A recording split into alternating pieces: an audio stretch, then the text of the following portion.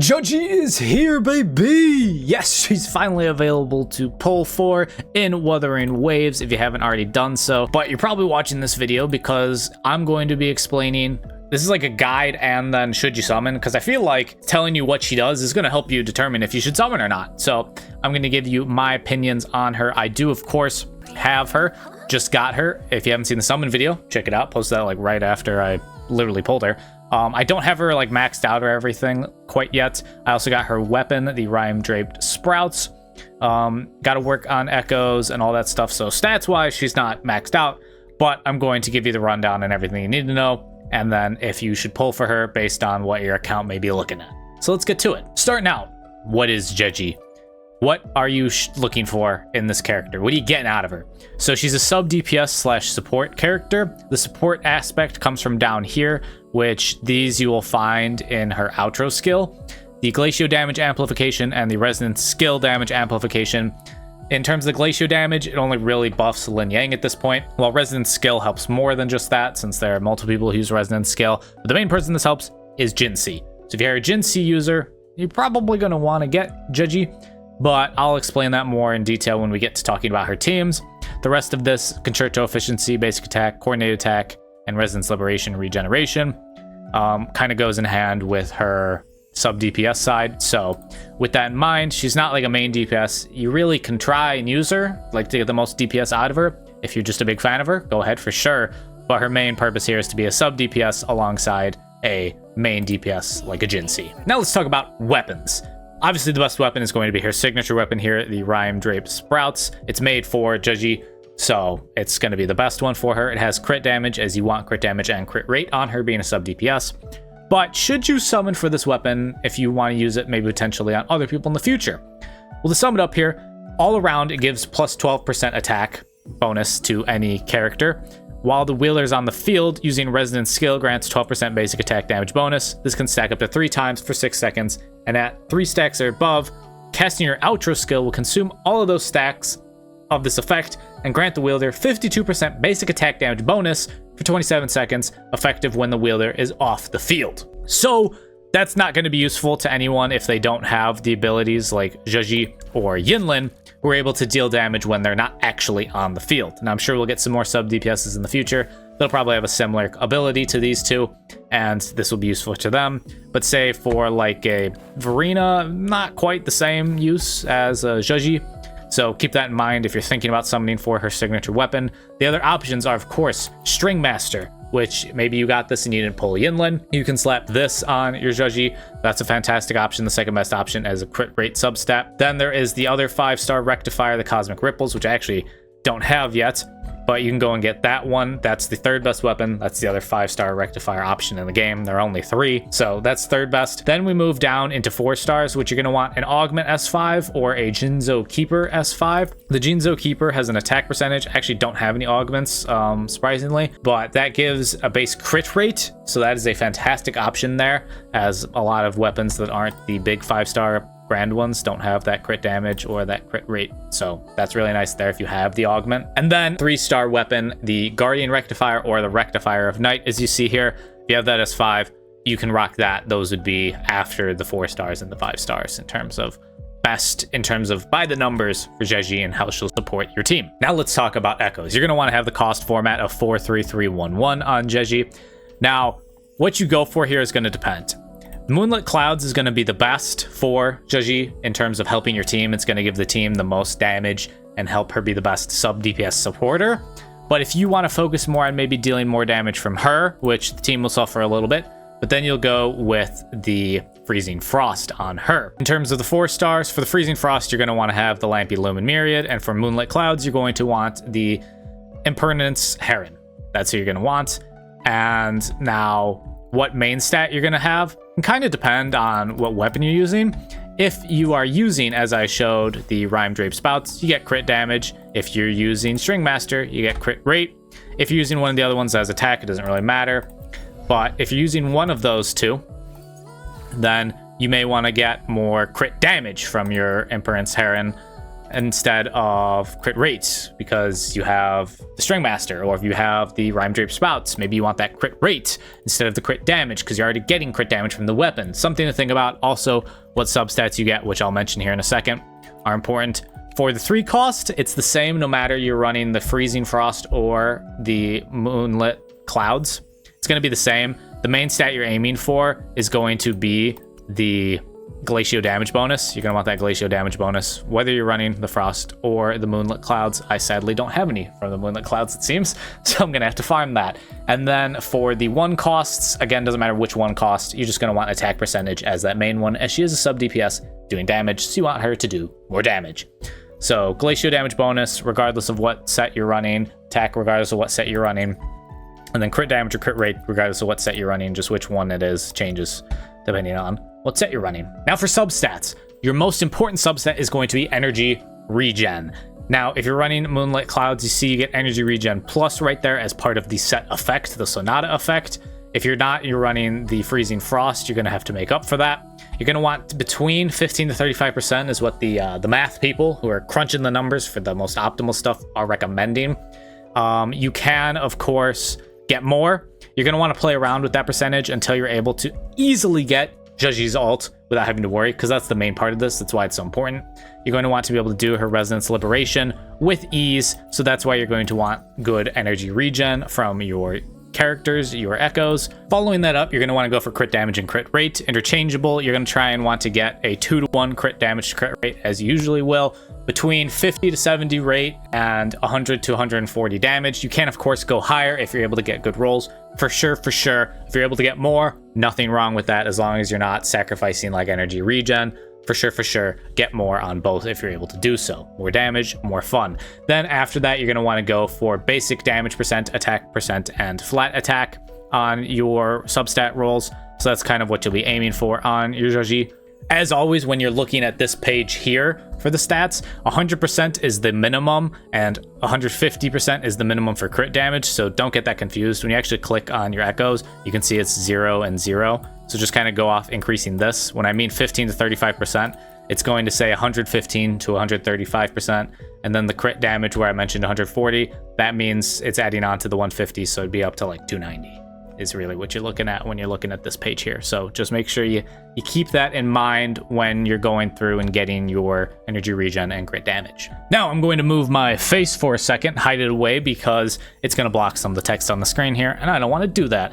Importance of your priorities though for your Forte, Resonance Liberation takes the cake. I'll explain why. Forte Circuit follows, and then everything else can follow suit depending on what you want to go for, your skill, your intro, your normal attack, whatever it is you want to do. The outro skill I mentioned before is where you get those support buffs. You get 20% Glacio damage amplification and 25% Resonance skill damage amplification for 14 seconds, or until whoever you swapped into swaps out. So again, Lin Yang is really the only Glacio DPS we have at this time, and then Jinhsi is going to be the character that makes the most out of the Resonance skill damage, but isn't the only DPS you could do that will benefit from that. Now, why is Resonance Liberation her most important thing? I've been making a lot of talk about wanting to always have energy to use it. You want to upgrade it the most first.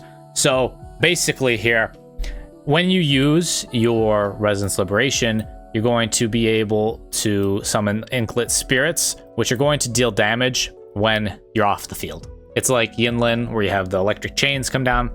It's the same type of thing. You're going to be summoning Inklet Spirits to deal damage alongside your attacking with the next character. So say we swap into Jinhsi. Jinhsi's going to be attacking, the Inklet Spirits are going to be doing damage. It's important to upgrade this because it increases the damage the Inklet Spirits do. So you're going to want more damage, obviously, from your sub DPS and to do against the boss. So that's why you're going to be upgrading the Resonance Liberation. For her Forte Circuit, you're going to see a lot of text here, big walls of text here.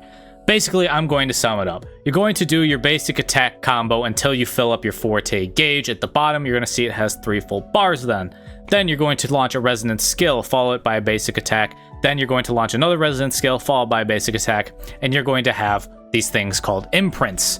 Then you're going to launch 3 Resonance skills in a row, dealing your damage through the imprints. You're going to be teleporting around. I'll show you when I use the characters in actual combat, but that's effectively what this is explaining. It also explains like, oh, you can do it in the air to get the imprint. You can do it on the ground to get the imprint. doesn't really matter. The reason you were charging up your forte gauge at the bottom is so you can get 90 afflatus. Each of those sections, the 3 sections, is 30 afflatus. You use 60 of the afflatus the first time you use the resonance skill, and then use the final 30 the second time you do it to get those 3 imprints, because you get 2 imprints from the 60, 1 from the 30. Then you let it fly. But that's basically what this is explaining to you in all this extra wordage. And then the resonance skill I also basically explained in the forte circuit right there. If you have the afflatus, it'll summon the imprint left and the imprint right, all that good stuff. This is basically summarized up in the forte circuit here, and this mentions how to get the middle one, which I told you is after you get the left and right, you can go ahead and get the middle one. And then you just attack the imprints using the resonance skill, deal damage, bada boom, bada bang. So as you can see, she's actually not like a very difficult character, even though there may be a lot of text right there. For her resonance chain now, should you get more copies of Zhezhi? Honestly, I didn't see anything here that makes it scream like, oh my god, this is a must for Zhezhi. Obviously, they're all helpful because they help her deal more damage. And then the, what is it, R2, whatever we want to call this, increases the max inklet spirits you can get from your resonance liberation by 6. So that one's very nice if you can get that. And then, of course, the R4 is going to be giving you the whole team extra bonus damage. So obviously that's important and helpful for a support character, but it's not like your team's gonna be, you know, useless. Zhezhi won't help your team if you don't have this. None of that. None of these are necessary. If you just get her once, you're fine. You're set. If you want to improve her, you're a big fan of her, then go ahead, get as many copies as you would like, get those extra bonuses. But none of this is like, oh my god, she's a worthless character if you don't have, you know, at least this many copies. Definitely not. Now our last 2 things. What teams, what other resonators you should run with her, and then I'll actually show how you kind of use her in battle, show you what you should be doing with Zhezhi in combat. Now, she is your sub DPS. You're not going to be running Yinlin on the team with like a double DPS or anything like that. Who are you going to use with Zhezhi? Well, jinhsi is probably going to be the most common use at this point until we get maybe a new glacio DPS that's good. Then Lin Yang, if you're a Lin Yang enjoyer, you're going to be using him with her. Those are like your main DPSs. You could get away with running xiangli, Calcaro, GN. They just don't make as much use of her resonance skill bonus damage as jinhsi will, who's the big resonance skill nuker in the game. But you can run other DPSs, really, almost just about any of them if you want to with her. Don't let anyone tell you your dreams can't come true. And then the other character besides your DPS, whoever you select, is going to be Verena, as it is with every team. It's going to be Verena. If you don't have Verena or using Verena in your other team, Baizhi. Baizhi's who it's going to be. Until the Shorekeeper comes out after Xiangli Yao, then Shorekeeper will slide into that team alongside Zhezhi most likely. But Baizhi for now will be there as your option if you don't have Verena, or in replacement of Verena because you're running Verena on another team and you're using, you know, 2 teams for the tower or whatever it may be. So in terms of like other support characters, if you want to run Genshin, you can. It's just Verena is the best, and then Baizhi is like slightly worse Verena. It's like, you know, Walmart Verena or whatever. So you can try and run someone else, a different type of, you know, main support unit alongside them, but the most meta team is going to be jinhsi, Zhezhi, and Verena.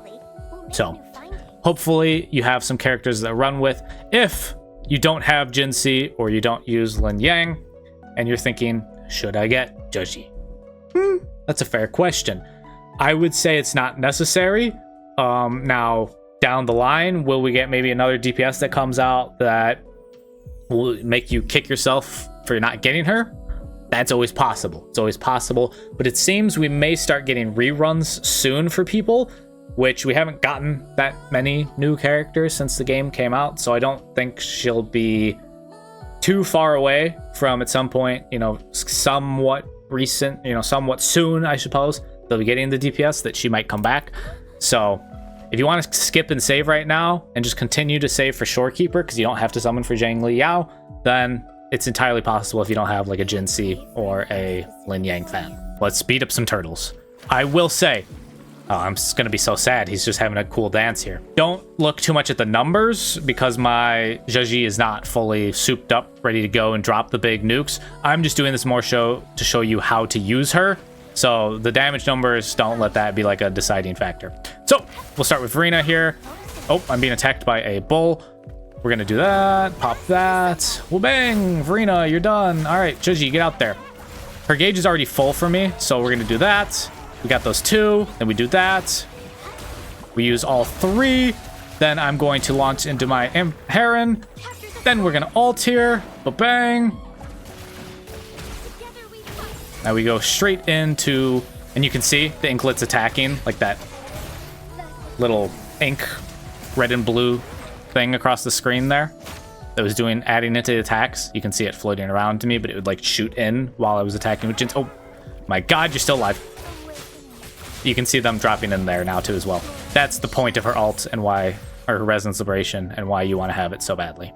So that's kind of the rotation again. Just fill up her forte gauge at the bottom.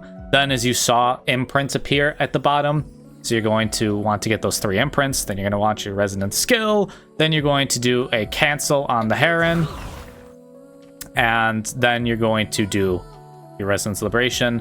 Then you're going to swap out of Zhezhi into your DPS and enjoy the damage bonus. So, yep. That is going to do it for our Zhezhi guide. Again, you don't have Jinhsi or Lin Yang, I would say. Don't really need Zhezhi. If you want her, go ahead and get her. She is another sub DPS option alongside Yinlin, because you do have to have like 2 teams for the tower, and I'm sure there will be more modes that come out that require 2 teams. So keep that in mind. But yeah, if you're not running like Jinhsi or Lin Yang, I'd say not like a must-have or you're gonna hate life.